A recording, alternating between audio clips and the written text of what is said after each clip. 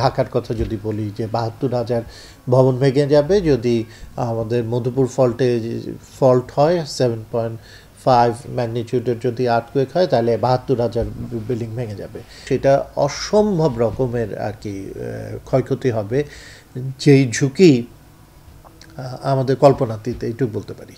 এখন যে অবস্থা অসম্ভব ঝুঁকিতে আছে, মানে খুব বেশি বড় রকমের ঝুঁকিতে আছে। যেটা হচ্ছে আগের যে স্টাডিগুলো হয়েছে, যেটা হচ্ছে 2009-10 সালে সিডিএমপি কম্প্রিহেনসিভ ডিজাস্টার ম্যানেজমেন্ট প্রোগ্রামের আন্ডারে বা পরবর্তীতে হচ্ছে গিয়ে ইউআরপি আরবান রেজিলিয়েন্স প্রজেক্টের আওতায় যে স্টাডিগুলো হয়েছে, সেই স্টাডিগুলোতে যে পরিসংখ্যানগুলো এসেছে, যে একটা স্টাডিতে আছে ঢাকার কথা যদি বলি যে ৭২,০০০ ভবন ভেঙে যাবে যদি আমাদের মধুপুর ফল্ট হয় 7.5 ম্যাগনিটিউডের যদি আর্থকুয়েক হয় তাহলে ৭২,০০০ বিল্ডিং ভেঙে যাবে। কিন্তু আপনি যে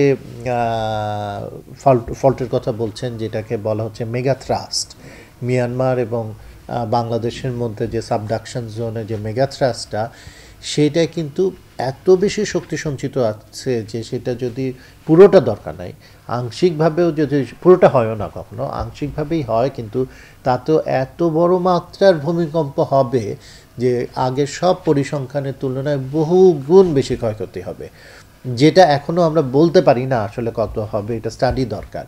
কিন্তু সেটা অসম্ভব রকমের আর কি ক্ষয়ক্ষতি হবে, যেই ঝুঁকি আমাদের কল্পনাতীত, এইটুকু বলতে পারি। এখন যে অবস্থা আমাদের আসলে যেটা লং টার্ম প্ল্যান নিতে হবে গভর্নমেন্টের, এটা রাতারাতি আমরা এইটার থেকে পরিত্রাণ পাওয়ার আমাদের বুদ্ধি নাই। এটার কারণ হচ্ছে এটা ব্যয় সাপেক্ষ এবং সময় সাপেক্ষ। তো এই জন্য এটার একটা লং টার্ম প্ল্যান নিতে হবে। আমাদের দুইটা দিক আছে, একটা হচ্ছে নতুন যে ভবনগুলো হচ্ছে সেগুলো যাতে দুর্বলভাবে না হয়, এটার জন্য হচ্ছে বিল্ডিং কোড এনফোর্সমেন্ট। আমাদের বিল্ডিং কোড আছে, সবই আছে, কিন্তু এটা এনফোর্সমেন্ট বলতে এখন যেটা হচ্ছে যে শুধু একটা ভবনের অ্যাপ্রুভাল নিতে গেলে তৈরি করার জন্য এটা শুধু সেটব্যাক দেখা হয়, শুধু আর্কিটেকচারাল জিনিসগুলো দেখা হয়, ফার দেখা হয়, সরি, কিন্তু এটা স্ট্রাকচারাল সেফটি, এটার ফায়ার সেফটি, এই জিনিসগুলো চেক করা হয় না।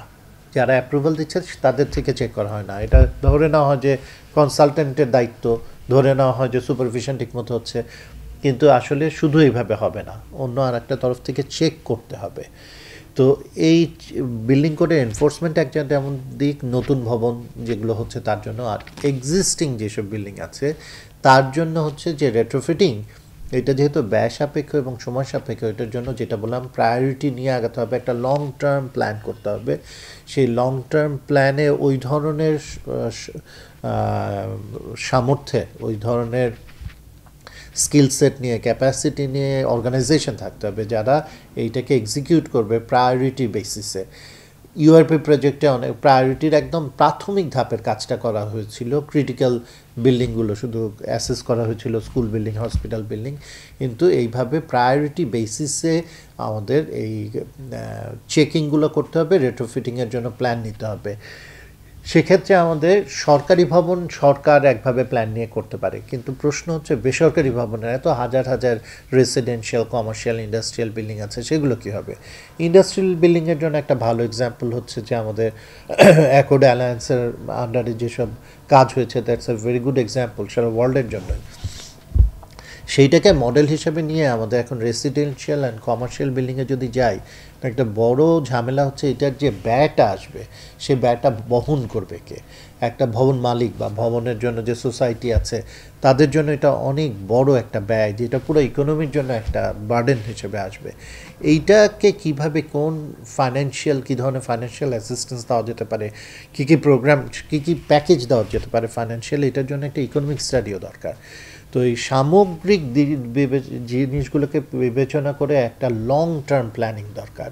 এবং আমাদের হ্যাজার্ডটা আসলে কীরকম, হ্যাজার্ডের পুরাটাই আমরা সরাসরি একবারে মোকাবেলা করতে পারবো না।